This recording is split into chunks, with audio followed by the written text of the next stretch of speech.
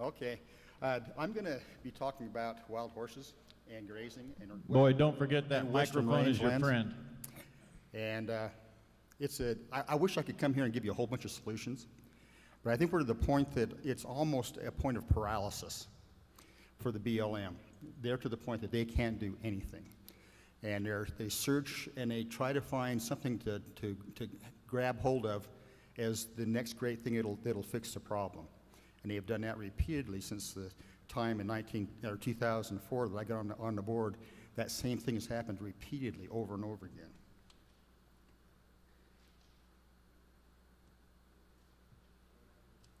Okay, just to go through it really quick, well, the 1971 Wild Horse and Burro Act, gave some very distinct language as to how we should deal with horses.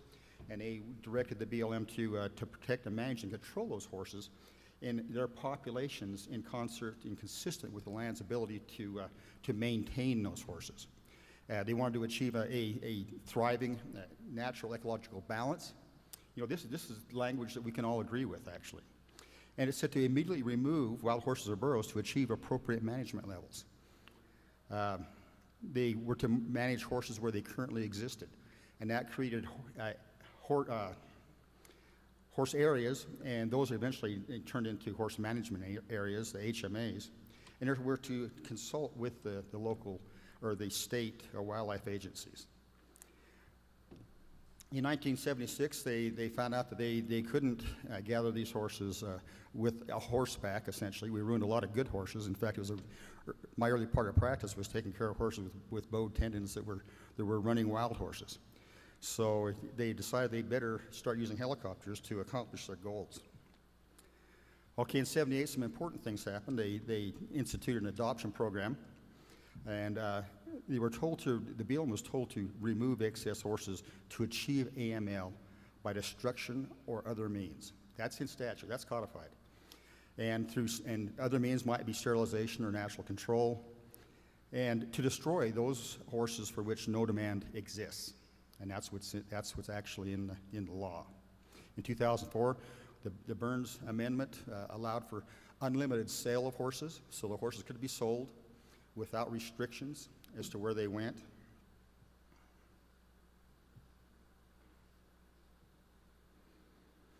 Okay, where do the horses exist, essentially? And if you look at, I'm from Nevada, and if you look at Nevada, we have pretty good coverage of horse management areas within that state. Southeastern Oregon has some major areas. More than half of the horse population is within the borders of the state of Nevada. The Susanville district actually manages lands within the state of Nevada's borders.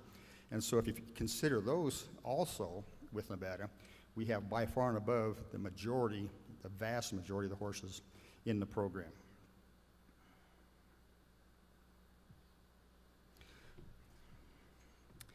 Okay, in order to have horses removed or to even institute sterility or fertility control, we had to have gathers essentially on a large scale.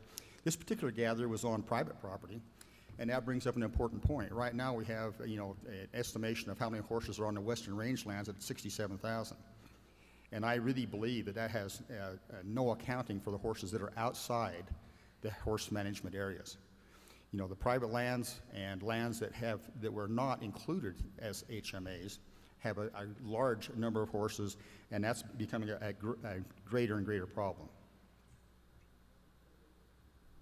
Okay, this is an example of what those gathers would entail. There's jute wings that are sent out from the small gather area, or the small gather pen, and a helicopter basically brings those horses to that V, those two wings that the horses are funneled into. I think it shows here at the next slide. You can see a fellow standing over there on that right wing. You can see when someone's standing in the dust. He released a Prada mare that was released to run to the pen to lead the other horses into the capture pen. And they're held in these small facilities for a very short period of time, then loaded out at that facility, and they'll move on to a facility that actually where the horses can be fed, watered, classed up. We have mares and foals, we have dry mares, studs, both older and younger studs, they'll all be separated out at these types of facilities before they're shipped into a longer term processing facility. Okay, I think everybody in this room is pretty sophisticated on western rangeland issues, and we all know that horses increase at a rate of anywhere from 15 to 25% a year. And I think it's an important concept is that we talk about expanding populations.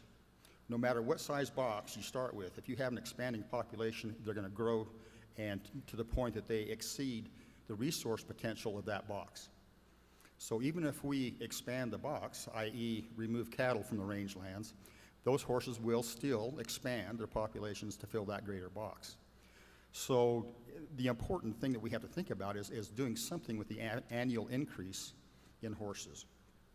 And so stabilizing and bringing populations down to appropriate management levels and stabilizing that population is probably the most crucial part of the solution. And that is the very thing that we cannot get over that hump. We've known that. The Wild Horse and Burro Advisory Board, from the very inception of that board, has made recommendations to bring the numbers down to AML in all the western states. And that's a repeated recommendation, and that's the one thing that we have been unable to accomplish. And I'll move on here. The important thing is that all the other large mammals on the rangelands, whether it's elk, deer, antelope, all have a harvest of the annual production. So we go out and hunt what has been increased for that season. Okay, let's look a little bit about the program costs. In 2004, when I first got on the advisory board, the budget was $36.7 million. It's now, the latest 2016 budget that was submitted is $80 million or $80.5 million. And so we can see that the budget has increased just along with the number of horses out on our rangelands.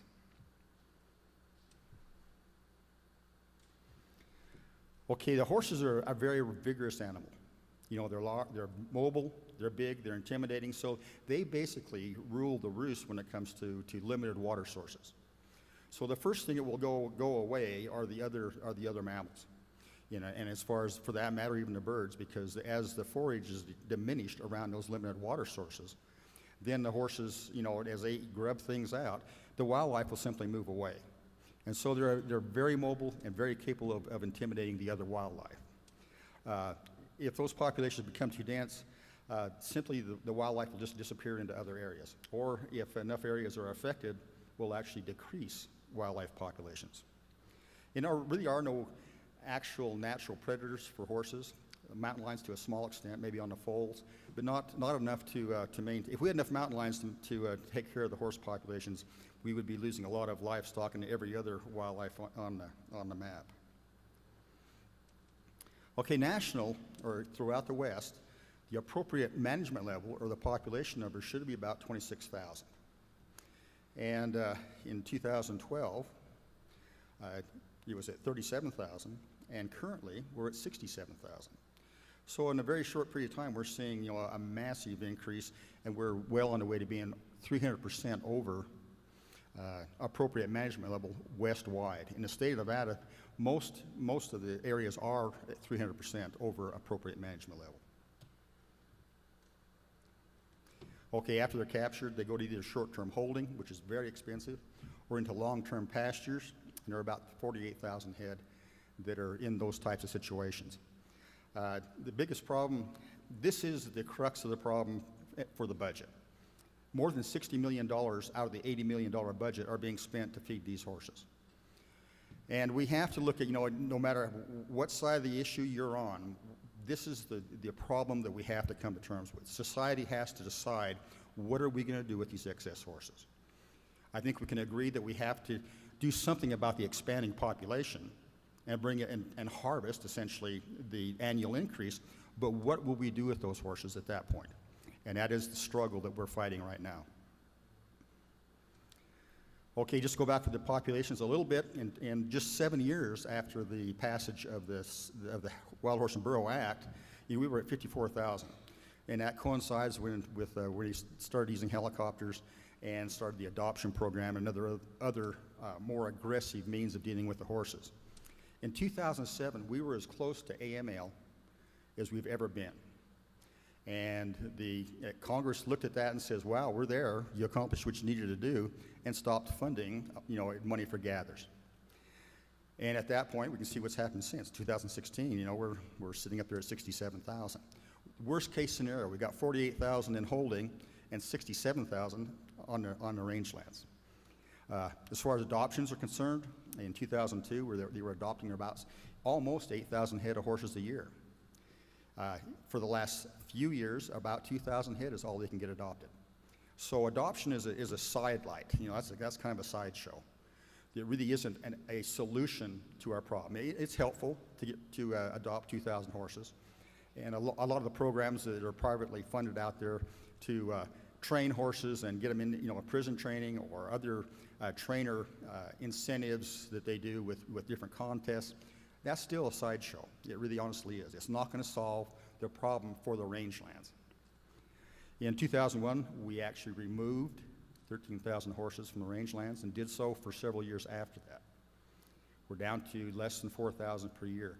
And those are emergency gathers. And essentially, they schedule a few, to get horses off of private lands and outside the HMAs. But really, the bulk of those numbers are emergency gathers.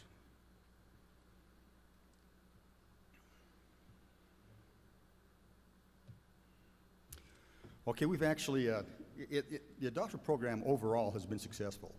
We look at the 230,000 horses, almost 250,000 horses have been adopted since 1971. That's a lot of horses, but we're producing much more than that. So if we're sitting at 67,000, we're producing each year 12 to 15,000 horses, depending on the weather. So what we're adopting and all, as good as that program was, it has no bearing on the future and the health of our rangelands. Okay, about 2 or 3 years ago, the BLM, because of several studies by the Government Accountability Office and the National Academy of Sciences and the Equine Practitioners Association, did a number of studies, and they said that the cost of holding is what's killing your program. That's what makes it unsustainable. And so they said, well, we're going to have fewer gathers in. That will be our direction. And we're going to do a lot more with manipulation of the fertility of horses on the range. We're going to produce fewer horses. And it was a wonderful talking point, and they're still using that talking point today very extensively. Director Cornsey just quoted and talked about fertility manipulation just last week in the paper. But unfortunately, even we go down this line of immunocontraception using PCP and another number of other drugs to make the mares immune to their own eggs that they're producing, has not done as well as the early studies said it would do. It's just not effective. So in the meantime, we say, okay, what are we going to do about it? We can alter. One thing that can actually help is altering male to female ratios. If we take a number of the mares off the rangelands and have a higher percentage of stallions, we're going to have fewer foals. That's all there is to it. You've got to have a mare to get the foal. That's the bottom line. So if we take more mares on any gather, it does have an effect on future fertility. Castrations, in my mind, if you got half the horses are stallions and you castrate 50% of those, you still have more than adequate number of stallions to get the mares pregnant. So I think castration is probably something that really isn't that effective. Vasectomy fits in the same category. 5 years ago now, the advisory board recommended to the BLM that in the short term, because the injections and the immunocontraception was not working, that for the short-term emergency manipulation in the meantime should be surgical spaying of mares on the range. As we do our removals, then we'll spay a bunch of the remaining mares on the range. It's proven effective. We know it works. The only thing they had to prove was whether they could do it under field conditions. And they're just now have let out, 5 years later, they've taken our recommendation, and they're now doing the research to decide if it's going to work. So that emergency recommendation has taken 5 years even to come to the research stage. With all told, manipulation on public lands on wild horses is about 500 head a year. So I think we can see that it's not going to have much impact on a population of 67,000. Okay, let's talk a little bit about the range because we want to relate this to grazing. We all can agree. Anyone that's done rangeland or knows something about rangeland sciences would agree that the forage harvest must be followed. The actual grazing should be followed by a period of rest and recovery time. The time of the grazing, it should vary from year to year. You might use it early one year, later the next, maybe late fall the following year. The duration of grazing is an important concept. As the plants are green this time of year and growing and very vegetative, the period of time that we graze should be shorter, and as the plant matures, the length of time or the duration can be extended. So those are some things that we all can agree on as far as managing the range. But that brings us to this. Okay, it's we can't manage the horses. They're out there 365 days a year, so that takes care of the duration situation and the timing. And there's no rest time for the plants to recover, the plant itself and the roots. Essentially, the streams, the seeps, the springs in that area are becoming non-functional as riparian areas because of the constant and repeated use throughout the entire year. Again, just to show the contrast in the wintertime, those horses are on that same range. Healthy rangelands, how do we define that? Would be, plant and root vigor, plant diversity. We want all kinds of different shrubs, plants, grasses out there. We want to have soil coverage, so we don't have a bunch of bare ground, so we need either litter or plants that are growing close together. And every range site has a unique potential, and that's important. We can't have a one-size-fits-all 7-foot stubble height as our criteria for grazing in healthy rangelands. Riparian health, this would be the health of the green, wet places on our ranges. And that would include the springs, the seeps, the streams themselves. And they require special management in order to keep those in a healthy, proper functioning condition. And if we have them in proper functioning condition, we'll have them, we'll have reduced erosion, and we'll have a cleaner water, and it'd be better for the recreationists, whether it be for fishing or any other recreational use. It seems like a very easy concept for people in this room to come up with. If we have healthy rangelands, we'll have healthy horses. And it seems to be this one thing right here seems to be the toughest concept for a lot of advocates to comprehend. They have a tough time with that. They think the more they've been successful in their minds if they have horses everywhere, and with no regard for the rangeland itself and the future of the horses because of what we've done to the rangeland. So it's amazing that they cannot, they can't grasp this particular concept, or if they do grasp it, they don't want to do anything about it. So we end up with other, situations where we have degraded rangelands and say riparian areas. We have a lot of bare ground, both in the brush and up in the pinyon juniper, and that's the typical result of what we have when we have overgrazing and limited water supply. This is in southern Nevada, and the horses will tell us if the rangelands are being degraded and if they're overpopulated. The horses, they don't have to go out and count and do a lot of things. You look at, if you can see the scapula and the hips on that horse, and see the entire pelvis and all the ribs, they're telling you that they're overpopulated.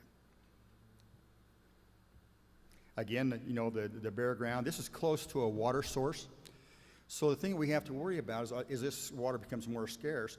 The radius that they can go out to graze, that radius, however far they can go out, was what would be degraded. There might be some pretty good rangelands beyond that, but those horses cannot physically get out there and back. This is in Eureka, Nevada, and this is midsummer after the growing season, and this is a winter range. Cattle are not on this throughout the summer or spring. They go out in the winter. And that fenced-off area, protected area there, is white sage as the normal production for that season. And what you see around that protected area is what has been grazed. The winter grazing has been grazed by the horses by midsummer. So there is no winter range to turn out for a permittee to turn out that next winter. The other thing we see is let's be concerned about the horse's health. I'm concerned as a veterinarian about what happens to the horses themselves. And that these stallions, as the populations increase and there's more density, they're pretty rough on one another. So if you see them pretty well barked up, you know, and the hair and the hide is knocked off of them, see horses with broken legs, it's because of that increased competition amongst the stallions in these very concentrated, high population water sources.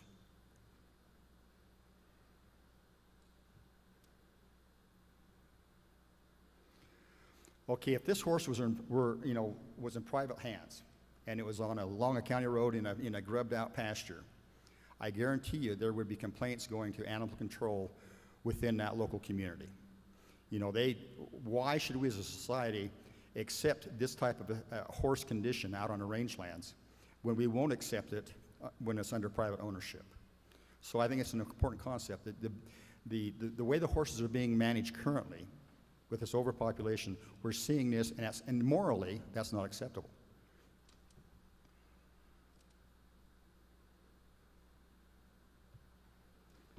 Okay, water scarcity, let's go back to that again. As the drought worsened, over the last few years, and we saw a lot of horses, trying to suck water out of teeny little seeps or large mud holes, which used to be big ponds. And with that, we get the pertinent barking up and beating up of the stallions, with one another.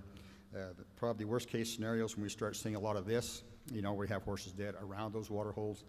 Probably one of the most sad situations is we see this. Later, as the summer goes on and these horses are trying to travel further out away from the water source, we see more foals being orphaned off and laying and dying. So if you're watching that group of horses, that band, going out and coming back, each day you see fewer and fewer foals. And we watched one last summer that was an emergency gather, out on this Pequot and Spruce area east of Wells. And I was going out each day and writing health certificates for those horses to be shipped to Utah. And as they went through this process and they were out of water, essentially, you saw fewer and fewer foals came in with the mares. We saw more and more mares that were either tight bagged, had lost their foals, or were totally dry. Again, if you can see the scapula on one, and have basically a skeletal anatomy class right there looking at a horse with a hide still on it, they're probably not in very good condition. Okay, so the agency's solution to this was to now start, trucking water over miles and miles and miles of two-track road to artificial troughs and whatnot to supply water to these horses. So what have we solved? I mean, it doesn't do anything for the solution. That's the trouble with, a lot of the decisions by the BLM and what they're forced into by litigation, is that they don't do the things to actually solve the problems. They do things to make it look better. And so they're hauling horses now to save, they're hauling water now to save these horses. And we're still in that same grubbed out area. They can still only travel so far away, but the horses are used to coming to that spot to drink, and they get latched on. They get bonded to that spot. And so that's where they haul the water. And so, but we haven't solved any of the problems for the horses or for the range. And this is a result of the things that come in on those gathers. We see a lot of this. I mean, a whole bunch of this. Okay, now we've talked about all these resource problems, scarcity of water, the rangelands being overused. What if we have the fires? Yes, we've had a couple, 2 or 3 good years in the sense of no fires, because we've been in drought and there's no fine fuel out there. Okay, now we're getting moisture this year, we're getting some green grass out there, and it eventually will dry out and we'll have fine fuel. So if not this fall, or this summer, maybe the next summer, we're in for some fires or in our future in the West. And so then what happens to that band of horses at that point? Okay, the entire concept of federal lands was to have multiple use, and that means multiple species. And we got to worry about currently the sage grouse itself, sage chickens, bighorn sheep. We got deer, elk, and we need that diversity of different animals and species out on the range to be healthy, and that's an indicator of good rangeland health. Okay, but we don't just want to look at the mammals themselves or the animal kingdom itself. That upper left picture shows antelope cohabiting quite well with cattle on that range. But we also need to worry about the plant diversity and the plant species that are out there. So not just the animals, but also the plants, gives us that good multiple use.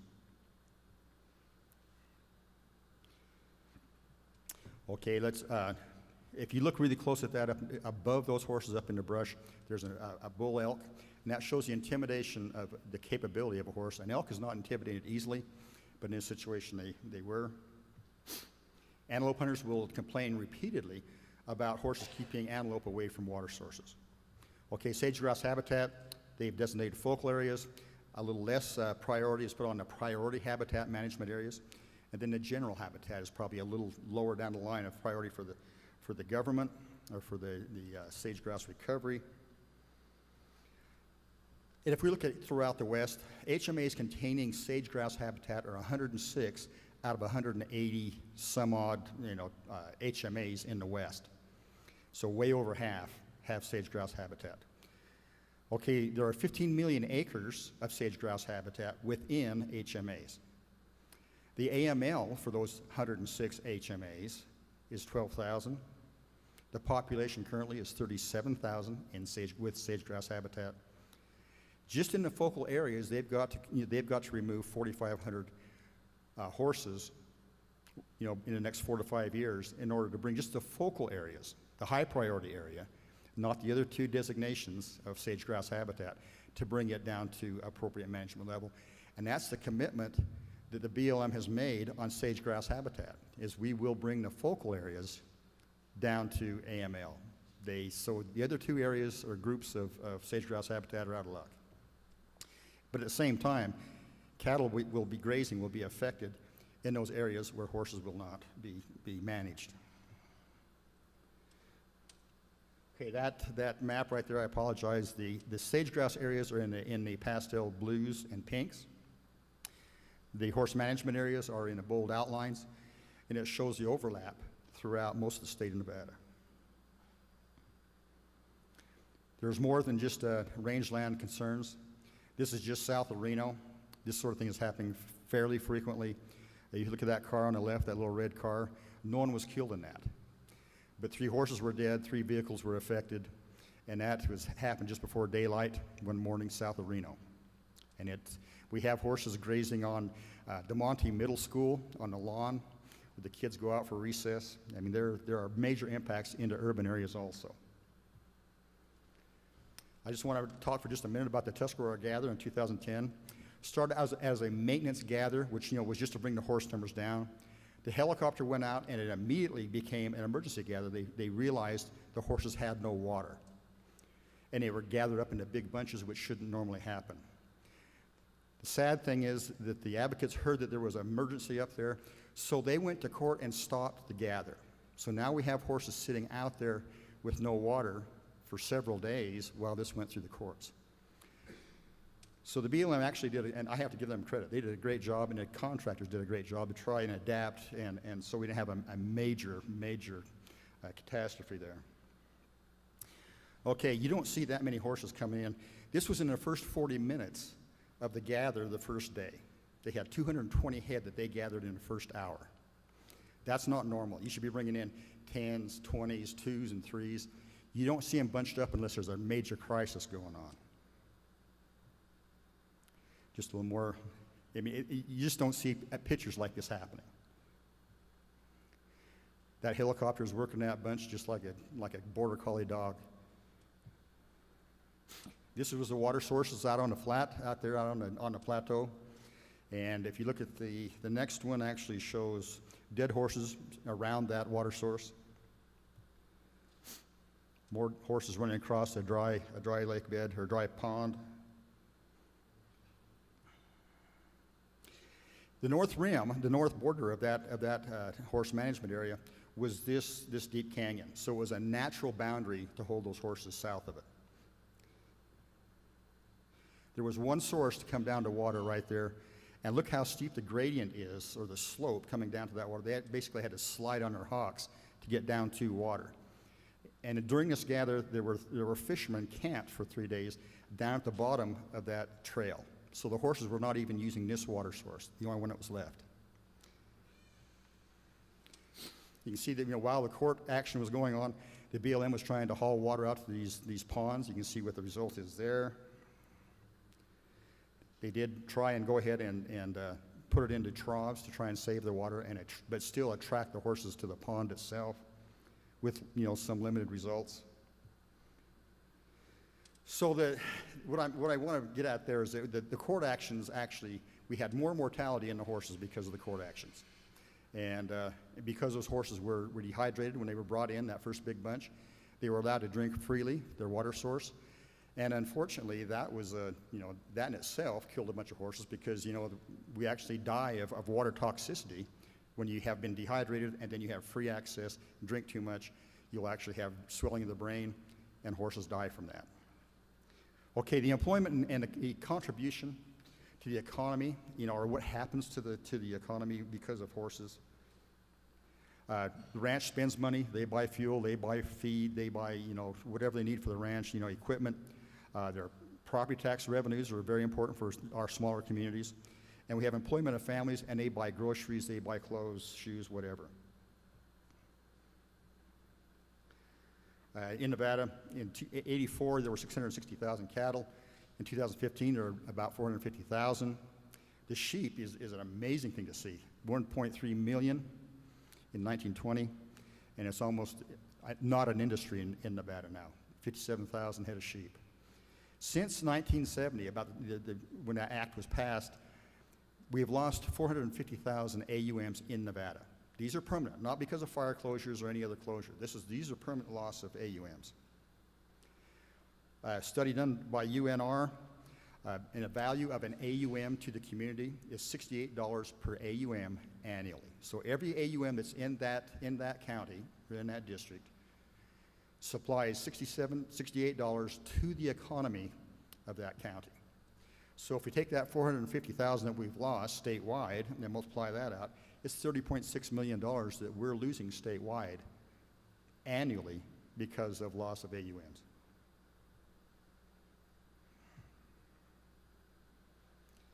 Okay, the confession. By its own admission, the BLM Elko District said there would have to be grazing reductions in 14 allotments by 10 permittees because of wild horse overpopulation. For the 9 years I was on that Wild Horse and Burro Advisory Board, they said this would never happen.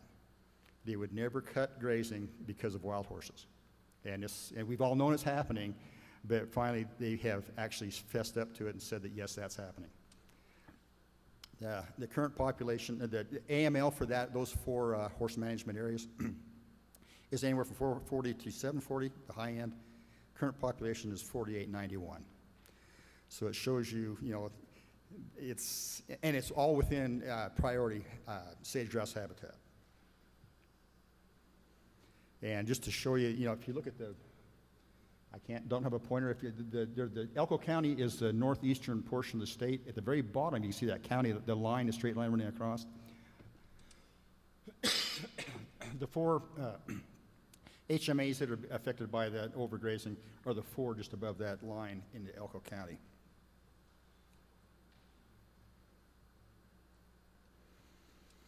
Nevada has 83 HMAs, with just in that state itself, 74 at or above AML. So it's dramatic, about 2.5 times to 3 times AML for most of the state. The thing is, that doesn't even count the extensive numbers that are outside the HMAs and on private property. So, throughout the state, it's even higher than that. Okay, I hate these types of things, but let's talk about, okay, the alternatives we have of what to do is either let them run, which the advocates would like, and we'll have and we can even remove the livestock. We're going to have a population explosion with that. The western rangelands will deteriorate, and finally the whole thing will collapse. So that whole left side column, is probably not the way to go.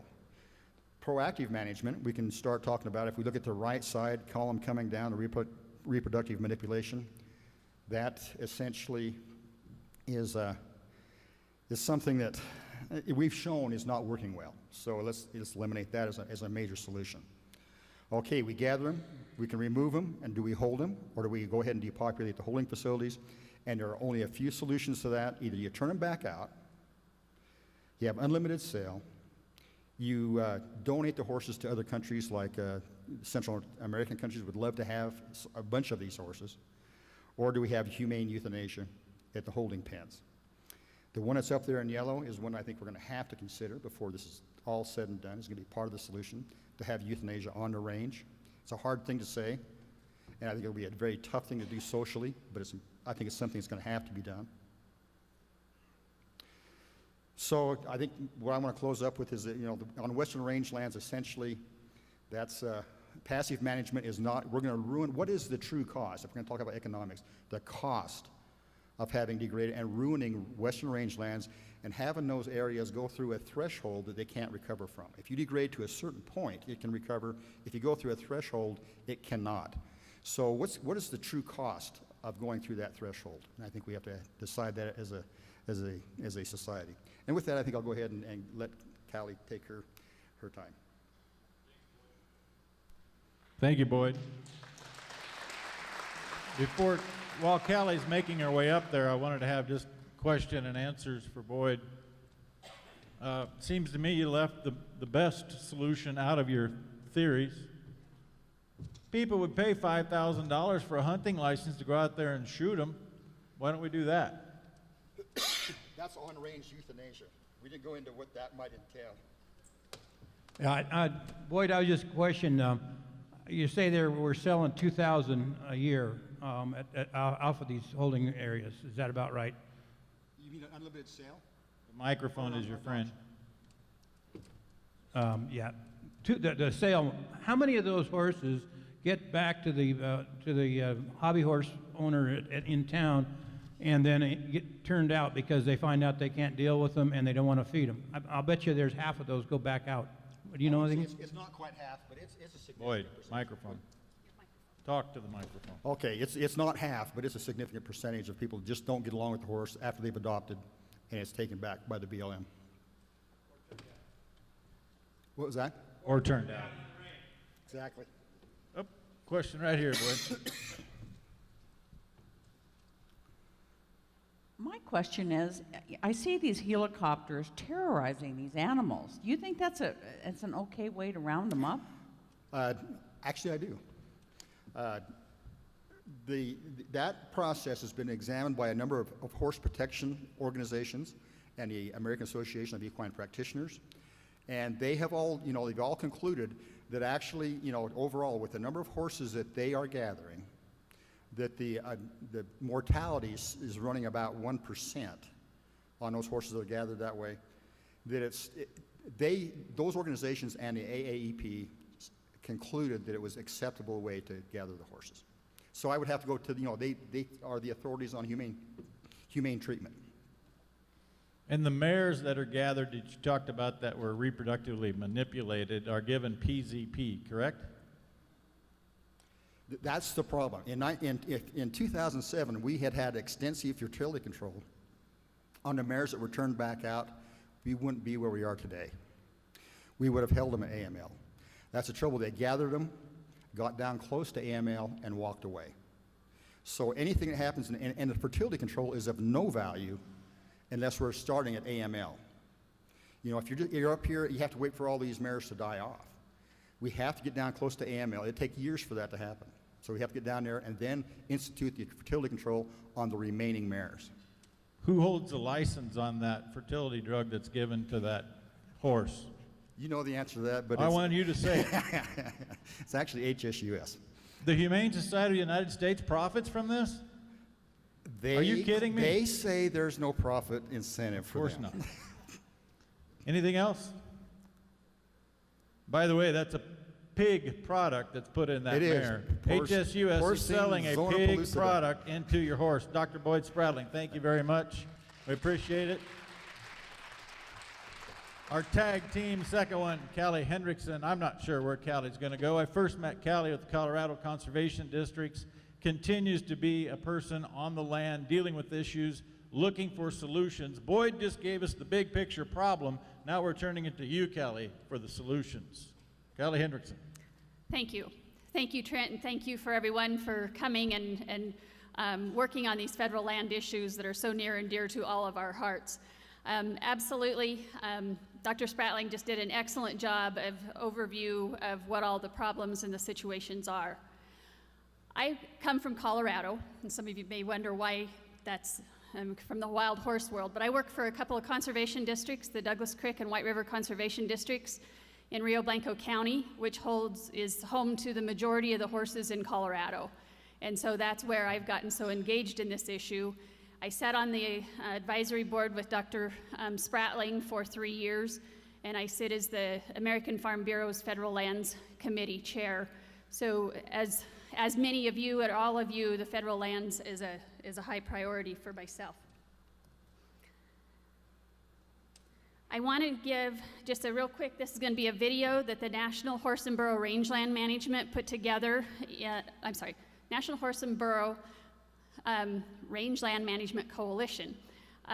Worked with our conservation district. We put these videos together and aired them on 9 News in Denver, Colorado, as an effort to help the general public begin to understand what's really going on out there. It's not Black Beauty running across the range and feed up to his belly with his mane and tail flowing. So this is just their 30-second commercials. It's 1 of 5. Did you know our public land resources are being depleted by an overpopulation of wild horse herds, resulting in dehydration, starvation, and even death of wildlife and the horses? Because healthy horses, native wildlife, and livestock all represent the American West, conservationists, wildlife enthusiasts, horse lovers, and ranchers support a balanced number of animals on Western rangelands. Learn what you can do to help protect our Western heritage by visiting wildhorserange.org.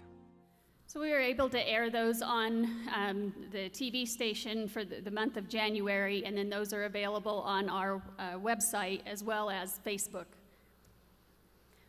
I'm going to do a very quick overview because Dr. Spratling covered the majority of these, but there's a couple of them I really wanted to highlight in regards to the options that we have in dealing with our horses. In my opinion, any solution that we come up with has to take care of about the 27,000 head of horses that the law requires. I mean, that's what the range will support within those herd management areas. I think we need to let those horses be there, but we want healthy horses while they're there. We need to manage those lands for multiple use and sustainable yields, and we need to utilize the taxpayers' dollars in a prudent manner. This is a conversation, as Dr. Spratling mentioned, many people want to say, well, let's just remove the livestock and the horses will be fine. So let's examine that for just a minute. If you take a look at this slide, and I know the colors aren't great, but the bottom line down there at the very bottom is a green line. That's the appropriate management level in all of the HMAs across the West. So it's about that 27,000 head of horses. The red line is what those herd management areas would support of horses only, taking all of the livestock off of them. Okay? Now if you take a look at the blue line, that's where we're headed with the horse issue. The far left side, in case you can't see it, is 2015. 2016, we're at that 67,000 horses. By 2018, we surpass the number of horses that that land will support, even if there are no livestock out there. So what does that get us? Really gets us nothing more than double the problem we had 4 years ago. No cattle to blame, no cattle to pull off of the range. We have a bigger horse problem and really the same situation where we're at today. And this is just last year. These are some pictures of the Cold Creek horses down in the southern Nevada. In this area, there was no livestock use. But this is what we have and will have more of if we don't start removing horses.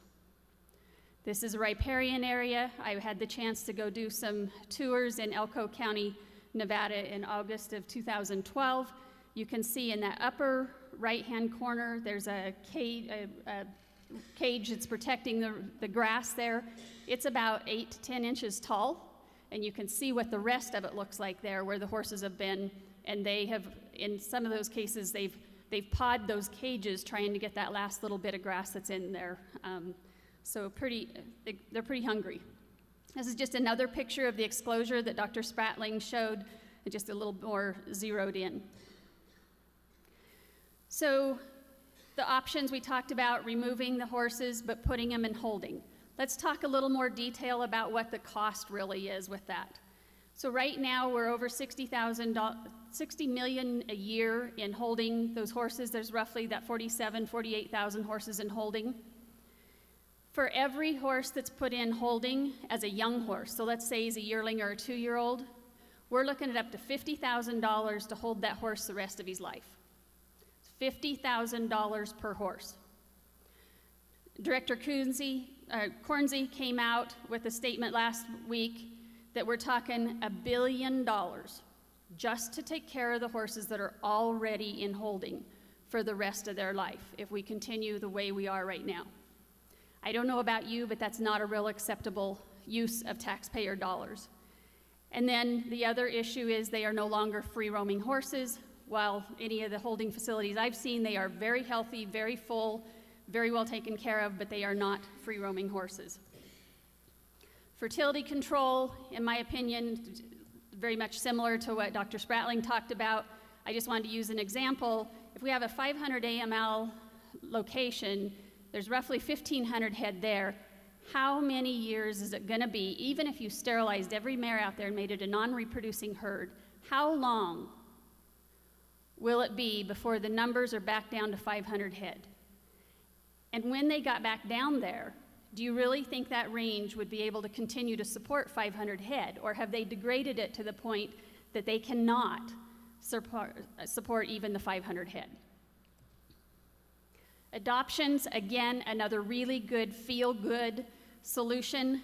If we could, at any time we are talking solutions, I think if we can't be talking 10,000 horses or more per year, we are simply a distraction from the real problem. The House of Representatives, some of the members sent a letter out to the BLM last fall, and this was one of the questions that they asked, is what would the agency require to achieve AML in 3, 5, or 10-year timeframes? The answer is scary. While this is not going to be real clear, I want you to pay attention to the upper line. So they look at, in 3 years, so the first dot over there on the left-hand side, in 3 years, if we were to gather enough horses every year, it's over 26,000 horses a year that we'd have to gather and remove from the range, putting them in holding facilities, and then it's over 4,000 a year that you would have to keep removing. And this is just removals, no fertility control or anything like that. Over a 40-year period, because you got to plan, those horses are going to live that long, we are talking a $3.1 billion figure. That's with a B. Now, the really interesting part, that's if we gather them all in 3 years. If we go on and wait, just gather a few less, so it takes us 5 years to get there, that 40-year cost goes up. It goes to 3.4 billion. And if we wait 10 years to get them all off of the range, again, removing the same number each year, breaking it out so that we kind of calculate it out, so we're within AML in 10 years, it's a $4.0 billion ticket. So, the moral to that story is the longer we wait, the more expensive it's going to be. Not only in dollars, taxpayer dollars, but the bigger issue in my mind is actually the rangeland health as well. So as Dr. Spratling talked about, we need to really look at those solutions that are big enough to really fix this issue. The sale without the limitations, the shipping of horses overseas, and the euthanization. The goal is to be able to manage those horses actually within the Wild Horse and Burro Act, what it allows for management of the horses. We need that thriving natural ecological balance, and we need to be able to utilize those ranges with all of the other uses, whether it's livestock, wildlife, the whole issue of what we do with soil health and water quality and so forth. We didn't mention this earlier, but if the Wild Horse and Burro Act allows for the sale of excess horses. Why are we not doing it? The reason is appropriations language. So appropriations is there, and most of you probably understand this entirely, probably as well as or better than I do. But appropriations every year is when Congress gives the dollar amount to what they will give the agencies to spend their money. So within those appropriations, there can be little riders inserted. And there is one little sentence that says, Interior, or BLM, cannot use their dollars to sell or destroy healthy horses for commercial purposes. That's why we're in the situation we're in. And so they are seeing that as superseding the Wild Horse and Burro Act. So that's where we're at. If and when that appropriations language is pulled out of there, in my opinion, we can sell horses without the limitations would allow individuals or groups who want to protect the horses and never allow them to go to slaughter. They can go purchase those horses. And in my opinion, if they know the government's not going to take care of them, chances are they're more willing to put their money where their mouth is. It also opens up the opportunity for the ranches that currently are holding horses for the BLM, primarily in Oklahoma and Kansas, but those ranchers could then go into business and work with those who have purchased horses to actually keep them the rest of their life. Those horses that are not sold for those purposes to be able to keep them the rest of their life would be available for protein to those who need or choose to use it. The drawbacks to the sale without limitation, it's always a highly emotional issue and the whole public relations issue. There are no processing facilities in the states. And of course, that goes along with the emotional part of it. Most people think that they are, or many people, I will not say most people, many people think and see them as a pet. So then we go to the on-range euthanization, which in fact would be the most humane option because they don't have to go through the gather process. I agree with Dr. Spratling. The gathering with helicopters, I've watched those. The ones that I have watched, I will tell you, the couture pilots, this is a little bit of a side note, but I am in awe at how good those guys are with allowing those horses to take their time and move as they need to. Yes, when they get close to the corral, they have to put some pressure on them to move them in, but they have not been running those horses for long periods of time. So, back to this issue, that would really be the most humane thing we could do, is euthanize them on the range. It would also be the most cost-effective option. Then you would not have the need for carcass disposal as well, a large number of carcasses in one location. The problem with it is, in many people's mind, it's a waste of protein that needs to be used in other places. Off-range euthanization. It is another humane option. It's the waste of protein. You still have the cost and the stress of the gathers, because it doesn't matter how you gather horses, there's going to be a certain amount of stress anytime you deal with wild animals. Then, depending on how they are euthanized, you've got the issue to be able to address, what do you do with the carcasses? If they have used the medications and so forth to euthanize them, then you have a biohazard waste issue on your hand as well. The sale to foreign countries, Dr. Spratling addressed that. The big issue with that is the costs and challenges of transportation, and of course some more of the public relations challenges. Bottom line is, if we don't use one of these three, or there may be another one out there that we haven't thought of, but if we don't use one of these big enough solutions in the really near time period, what are we looking at? It's really nothing more than double the number of horses. In 4 years, double the number again. So that's what we're looking at. And while in the meantime, BLM is going to do research on fertility control. I do want, if I have just 5 minutes, Trent, do I have 5? All right, 4.5. So this excess wild horse awareness campaign, our local conservation districts partnered up with the National Horse and Burro Rangeland Management Coalition to, as I mentioned earlier with that video, to help the general public really see what's going on out there. This is the coalition's members, and I don't know if you can, well, maybe you can see that pretty well. Real quickly, we have 14 national organizations that have come together to work on this issue. There are some strange bedfellows in that group, guys, but we can all agree too many horses on the range is a bad deal for the range, okay? So you can see the members there. The cool thing about that is that's 8 million members strong.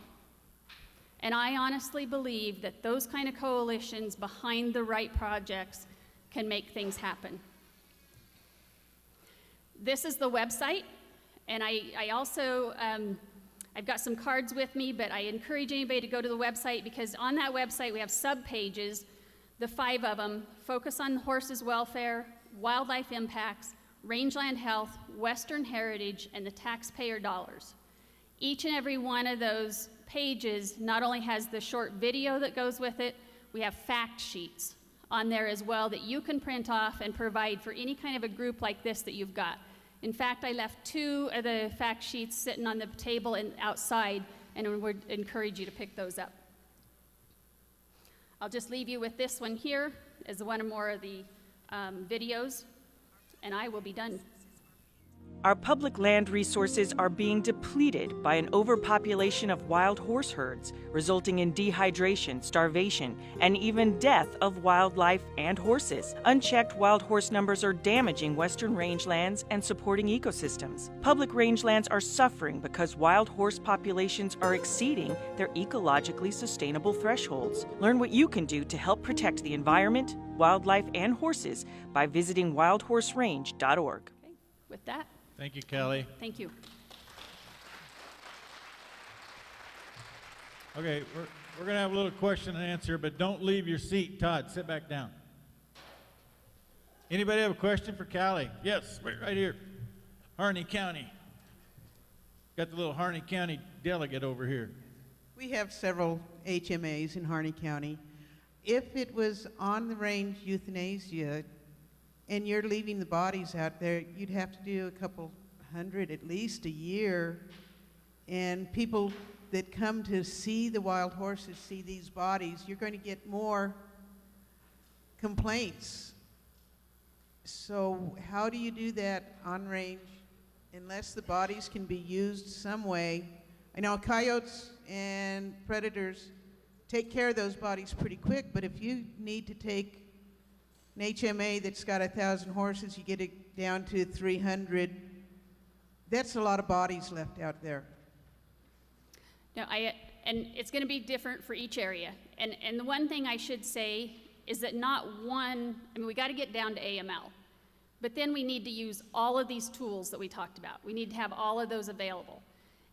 I will tell you, and I don't know how you guys' situation is, but in Northwest Colorado right now, we have enough bear and lions that there won't be a carcass around very long. I mean, I'm sure some areas maybe it's not that significant, but it would take a lot of carcasses to be left out there. You're right. There's going to be a downside to no matter what we do, and that one's going to be a tough one. But do we do that, or do we let those bodies die out there as they suffer and starve to death? That's our option. Rachel Bazzetti from Elko, Nevada. We have gone down a terrible path of starting to transport water to our wild horses. Are you doing that in Colorado as well? We did have, in a herd area where there should be no horses, they did have to do hauling of water, and they did go in and do an emergency gather, and of course then it started raining. So we haven't had a huge piece of that. Trust me, Colorado, we have not near the problem you guys have got, and I understand that and respect that entirely. But like Dr. Spratling said, I think that hauling of water is a really, really dangerous situation because all it's doing is keeping them alive to do that much more range degradation. We have to make a choice, and I think it should be remove horses while they're healthy. Don't wait until they're in such bad condition like those horses we saw, and it's going to take 3 times the dollars to try to get those horses back up into shape like they are. That's where I think, especially the law, does allow sick and old horses to be destroyed on the range. That right now they can do. I wish we weren't spending that time and energy on those horses. Let's take care of the healthy horses. That's my personal opinion.